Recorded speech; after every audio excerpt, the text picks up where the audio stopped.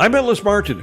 Join me for a conversation with Robert Rohlfing, the president and CEO of Desert Mountain Energy, trading on the TSX Venture Exchange as DME and in the United States on the OTC as DMEHF. Desert Mountain Energy is a resource company actively engaged in the exploration and development of helium and rare earth gas properties in the American Southwest, with a substantial landholding at the Holbrook Helium Project in Holbrook, Arizona, the world's best address for helium with prolific historic production. The company intends on becoming completely vertically integrated, producing helium from their wells in Arizona for delivery to offtake candidates within the region. The consumption of helium, along with recent prices, has proliferated as its uses in the medical world, in computers, and other arenas has grown. We're going to learn a great deal today about this resource, the company, and the man behind it. Robert, welcome to the program. Thank you. Now, I've been friends with your VP of Capital Markets, Don Mosier, for many years.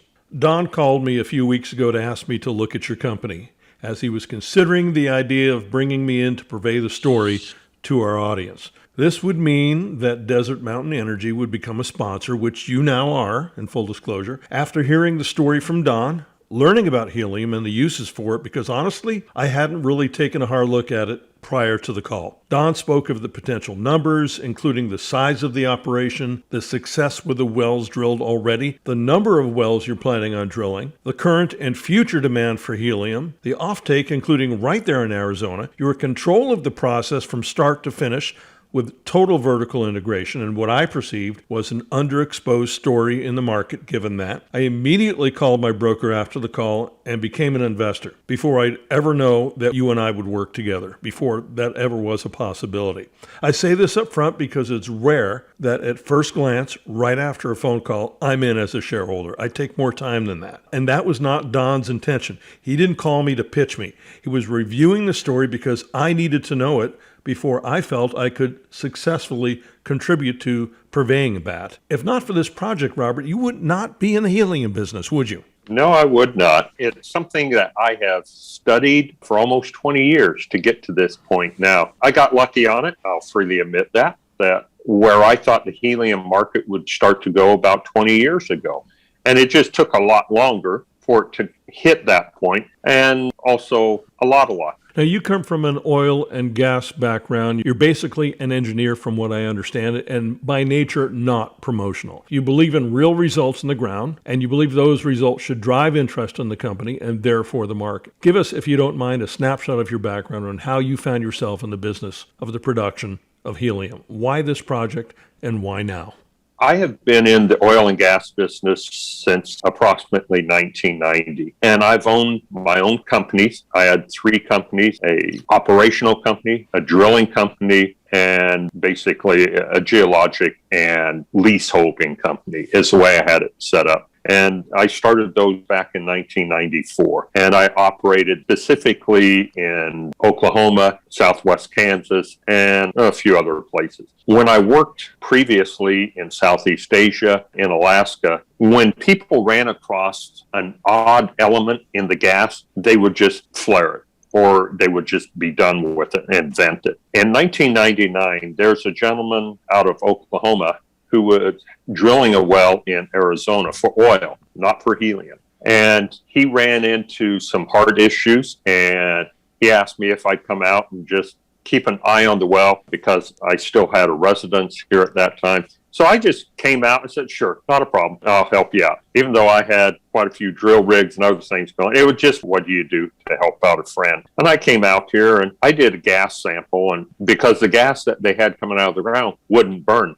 And they weren't interested in it because at the time, the price of helium was low and the price of natural gas, methane, was real high. And so there just wasn't a market. So the well got plugged out and abandoned. Then in that process, I started really learning more about what makes this even be able to have helium here. I knew very little of it. And that's what really got me intrigued into trying to do it. Then I would come out in the spring and fall every year, and I started doing geology on it, physically walking through. So I have physically walked through or driven across the first 42 well sites. I know where I'm going to drill. We, over time, eliminated probably out of 114 sites, we've cut it down to where geologically it makes more sense. And we've run seismic and had a chance to do satellite analysis. And so we put all those together into it. So that's the short of a long version. Let's explore some of the fundamentals of helium right now and supply and demand. You have a burgeoning demand and a looming supply deficit or shortage, factoring in biomed, computer technology, the uses of helium. We need our audience to fully understand why helium is so crucial. If you have a computer, you're involved with helium. So many of us, especially at my age, I'll say you're younger, so at my age, because I turned 65 this month. We're the same age. When we get to be this age, you tend to have gone through an MRI, and anyone who has had an MRI has had the benefit of helium, because you can't have an MRI without helium. Liquid helium cools the magnet that make it possible. You've had a CT scan, the drugs with that, it's worked. Even for COVID-19, there's been some experimentation because, like with Heliox, divers use that for ultra deep dives, and it goes back into the lung tissue easier. They've used it to impart medicines in with that to get it into the patient's lung so that they didn't have to intubate so much. They had some unique, really good responses with that. And then you get into the computer aspects. Tesla's, any electric vehicle manufacturer, they're trying to cut down on the power usage for the computers. And that is one of the problems. So how do you do it? You run the hard drives on liquid helium. And in a couple universities have got it in university form as high as decreasing the amount of energy required down to 28%. And yet they can run it 78% faster. Speaking of liquid helium, I've learned that there are some transportation issues in that regard, specifically concerning offtake, that if you're transporting non-liquid helium, the gas itself for long distances, you're going to lose up to 20% of that. And that really increases the cost to the offtake partner across the board. And I didn't know this, but right there in Arizona, you have potential offtake partners. Well, you probably do. You can't name them right now. You're talking to several companies, but you've really eliminated a lot of that leakage because you don't have to, first of all, convert it to liquid. You can transport it in its gaseous state, and you can do this all in Arizona. I had no idea. And most people think of an offtake contract as if it's coming out of the well and you strip out as much nitrogen as you can. So you're shipping a crude or enriched amount. To go longer distance with that, it's not cost effective be hauling a whole bunch of nitrogen, which is part of what you breathe, to just vent that into the air. So any offtake contract, they want it to a 90 to 95% purity. You've already done all the heavy lifting for them, and you don't send it to them, and you're only going to be paid $250 to $280 an MCF. For me, it's like, why leave this money on the table? Because we can process it locally. We can add, in addition to that $250 to $280 an MCF, even if we just ran it up to balloon grade, we're going to add another $840 per MCF on top of that. So in fact, we're taking a product now we're going to be making $1,100 per MCF for almost the same thing, because the difference between balloon grade and what a direct offtake contract would be is between 5 and 9%. That last little bit, that's it. Why leave that money on the table? And then when you get into trucking, some of our customers that are probable customers, they're all saying they want to run their own trucks. They will supply the trailers and the trucks because they want it when they want it. So you have to mix and match the output to what your customer's demand would be. Plus, be able to take care of a customer suddenly requires more. The way it used to be, if they were coming out of, example, Amarillo, Texas, where the National Helium Reserve was, and if it's 122 degrees ambient air temperature, and the company they're buying it from won't ship it at night when it would be down to a low of, say, 100 degrees, they want to ship it when it's 122, they could lose up to 16 to 18% of that liquid helium or just a gaseous state in just that few hour drive, that 14-hour, 15-hour drive. And that's one thing with us being so close, even from the furthest probable well location, it would be 276 miles to the furthest customer, and it'd be 92 to the closest possible customer. They all want to truck it. Great. Easier for us. You don't have to maintain a trucking fleet at all to make deliveries. No. Again, it's the outlay of cost for it. Even though you're not shipping an explosive, it's not considered hazmat. You do have to have a tanker endorsement. You don't have to have the upgraded licenses even for it, because it won't burn. Yeah, it could blow out and it'll freeze and evaporate into the air and it's gone. There's nothing to go on the ground. There's no environmental damage possible. You mentioned earlier that it was pure luck that you came upon this project. I think luck is a combination of preparation and opportunity. And the Holbrook Basin happens to hold the purest, from what I understand, helium in the world, or some of the purest in the world. And that is really, really important as well, isn't it? It is, because most helium, like whether it came out of Kansas or Oklahoma or in Canada, wherever it is, normally, thus far, it has always been tied up with hydrocarbons. And they're having to strip it out of a hydrocarbon chain, which costs more. And by only having our base underlying gas is nitrogen, which everyone breathes. So you don't have the environmental concerns about dealing with that. Additionally, there is an area in Arizona that the percentage of helium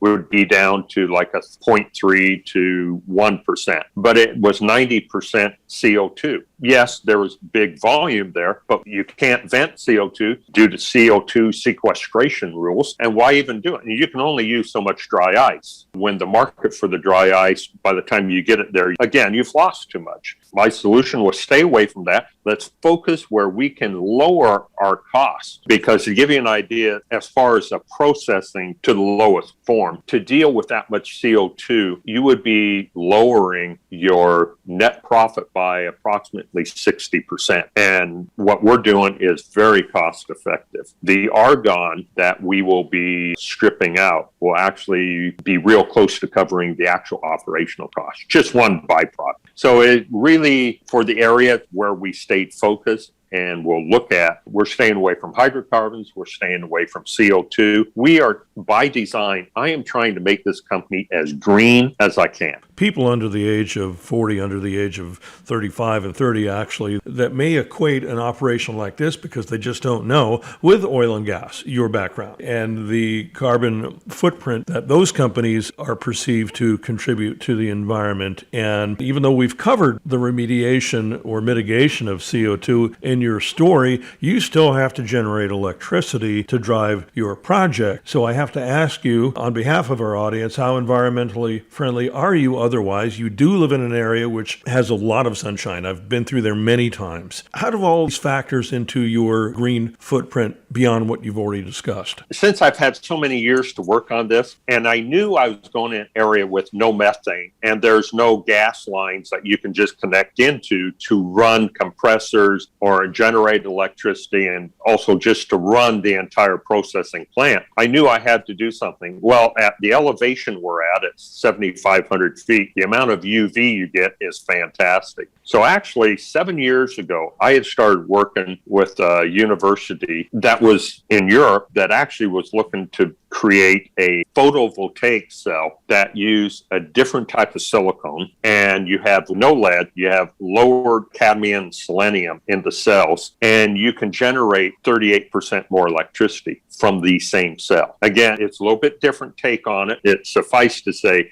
it is a lot more cost effective. Then at that altitude, at 7,500 feet, you just have so much more energy. And the specific property that we pick actually has a southern tilt of 11 degrees, which is exactly what is required for optimum sun up there year round, because where the plant is going, they average 352 days of sun per year. So it's pretty good. We're not worried about it. For the days that they have cloudy or less low UV days, it comes down to within a specific 2-week time spans every year. It's pretty predictable. And we would just put that into our downturn time for processing facility maintenance. You just kind of figure on it. So it's a lot of planning. And then we're locking in our costs by using solar. You live in California, and the real high off-grid power that you have to get, it's super expensive. So I'm taking one of the numbers that normally you cannot control. I'm putting it under company's control. And that helps maintain, well, over a long time span, because the type of solar cells we're be using have 40-year lifespans instead of 20. So we can maintain the high level of what we need in an area so we're actually green, which was what my goal was. As I say, there's a lot of people that, at least me and my operations, I always tried to be as green as I could. You don't spend money one way or the other. You don't spend it to either clean it up or something will happen. So if you don't even have that issue there, then you're never even worried about a cleanup. You eliminate it totally. And then when you're dealing with the helium aspects and how it's required for a green economy, yeah, I'm an oil and gas guy. As my dad used to say, God gave me a brain, use it. And now I'm to that age and it's like, now I'm starting to sound like the old man. You mentioned lifespan, and I want to talk about the lifespan of the project. And you drilled wildcat wells, which happened to pay off for you. And when I was speaking with Don about the economics on the phone, and correct me if I'm wrong, the numbers that I was hearing, potentially $35 million per well per year with 55 wells planned. Are those numbers right? That just sounds very exciting. And I know that you're extremely familiar with mining, with gold and silver, and these economics you don't see in those other parts of the sector. You don't see them at all. A lot of people have been slow to get to helium. There are some areas in the world where folks are trying to go into helium now, and they're looking for government support for the infrastructure to actually strip and process the helium. And it's called polishing is actually what it's called. You polish the helium to 99995% purity. So when you get into those, they're looking for government help. Since I had been working on this so long, and again, having the solar power is one of the key and critical issues to this. You have 100,000 acres, as I understand. What does that mean with regard to life of project? Since we're drilling wildcat wells, and I freely admit that, and that is one thing that most, even major oil companies, currently average well under 30% success rate when they're drilling wildcats. And for junior companies, it's down in the 14 to 17% range. So I put that, our success rate thus far, and I know somewhere along the way, I'm going to drill dry holes. I will. Guarantee it. But I've had 20 years to really study this and bring it forward.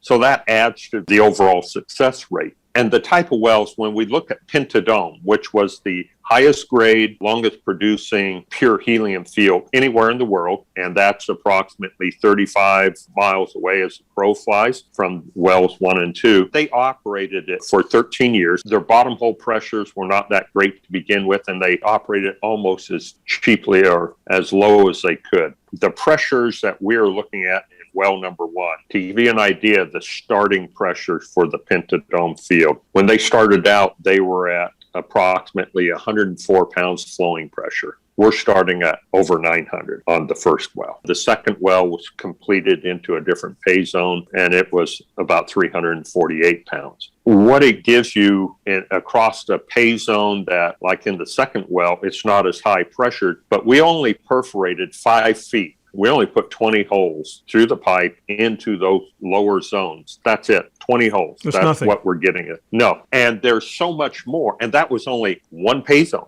Like in the second well of a 78-foot wide pay zone, I only shot 5 feet. That's it. There's 5 possible pay zones in each well. The one thing we did have duplication, we knew we had run seismic. So we had a real good handle on exactly the thickness of the target zones that we're looking at, even though one was an anticline feature and the other one's a domo feature. But we were able to prove up the seismic, which in this business, when you're drilling rank wildcats and when you run seismic, and then a lot of times you're just tickled death if you're plus or minus 10 or 15 feet. And we were plus or minus 18 inches to a foot from surface down. This surpassed your expectations. It really was. And it shows in some areas we had really good seismic, and in other areas that were real close to a railroad track, there's too many trains coming by every 5 minutes, and they're a mile and a half long. We knew we would have problems, and we thought, we're not going to try this across a large area. There'll be one little 2-mile section. We'll give this a shot. It didn't work, in short. But that's what you get into business. So it came back to doing base geology. And for the lifespan of the wells, because the thickness of the zones that we're looking at are considerably thicker and larger, once we actually put them in production, because no one has produced from these zones for any type of gas or oil or anything for 270 miles. So there's nothing close to compare this to. And that's one thing a lot of people have really asked, well, why don't you do a total flow test? And why don't you do this? Well, number one, I'm not going to flow a well, invent it into the atmosphere for 3 days and not know for sure what's in it. I am not going to take a chance on it, because you could have one thing to start with, it could change. And what if I was all of a sudden start putting something poisonous into the air? By the time you get there and try to shut it in, you're polluting, be it CO2 or whatever. I was not going to do that. And the state prohibits it. So you do a series of controlled tests with different size chokes, just restrictions in effect, and you flow it for 24 hours. To give you a best, it's not a guesstimate, it's pretty accurate, because you're using a series of numbers and established procedures. So we really feel that based on that, we're looking at in excess of 15 years. And that is also why the solar plant is going to have panels that will be highly cost effective for in excess of 40 years. I won't be around anymore. Well, it's clearly a legacy project. And when we build something like that at our age, it's got to be meaningful, or why bother? I mean, you could certainly retire right now, but you have passion about this project. I'd like to discuss the fundamentals of, well, how you're capitalized and when you foresee going into production, that road, how expensive it will be, and the share structure of the company. Right. Well, at the moment, we have just under 60, about 58,813,000 shares, I believe, is what is currently out. So just round numbers, approximately 60 million shares issued and out. In our last financing that we did last September, initially we were looking to raise 5 million, and then it turned into 9, then it went to 13 million. And then between Don and myself, we turned down an additional 38 million because it was not proper time to dilute the company that much at those prices. Just that had been silly, and shareholders would have by all right hang me out to dry for being that silly. So we raised $13 million. Now, when we did those private placements, we had where people at $1.60, we issued warrants, and those warrants would be good at $2, would be the exercise price on them. And we also put the caveat in there that if the share price was at $3.50 for 10 consecutive days, we could accelerate those warrants instead of being out a couple, 3 years. We could accelerate those warrants. And that basically has been my goal from the start. And that's why we put it in there. I can raise another $16 million for no fees and no further dilution other than what's there. And that dilution is already figured into the long term of about 70 million shares. So it's already accounted for, really, for fully diluted. And for the share structure of a company this small to have that much net worth is phenomenal. You go back a year ago, we were trading at about 9 cents US in March with a market cap of $3.6 million. A week ago Monday, we closed at $168 million market cap in 1 year.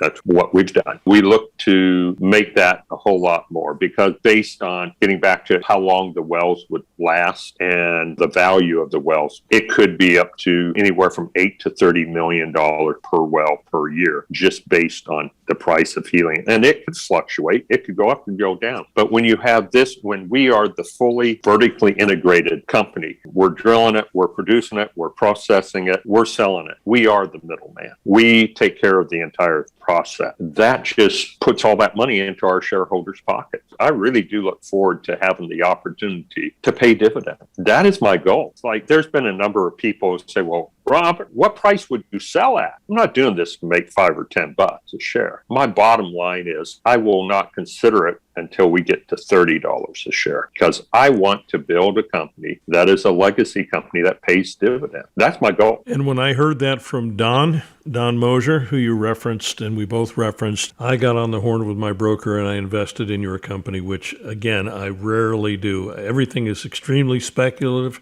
Even this conversation, in full disclosure, is speculative. Yes. If you're going to risk, if you've mitigated a lot of that risk and you've spent a lifetime looking at risk mitigation, which I think you have as basically an engineer and a geologist, then you knew exactly what to do with this project. Robert, I've really enjoyed our conversation. I look forward to many more in the coming months. We'll have Don on the air at some point, and I look forward to meeting you somewhere in Arizona, perhaps over there in Holbrook. That would be great. Thank you very much for your time. I appreciate it. I've been speaking with Robert Rohlfing, the president and CEO of Desert Mountain Energy, trading on the TSX Venture Exchange as DME, and in the United States on the OTC as DMEHF. Learn more about the company by visiting their website, desertmountainenergy.com. I'm Ellis Martin. You may assume that Ellis Martin is a shareholder on any of the companies that sponsor the Ellis Martin Report, which means he has a vested interest potentially in them. Would you like to be one of the first to see who we are following? Subscribe to our audio newsletter. It's free. EllisMartinReport.com.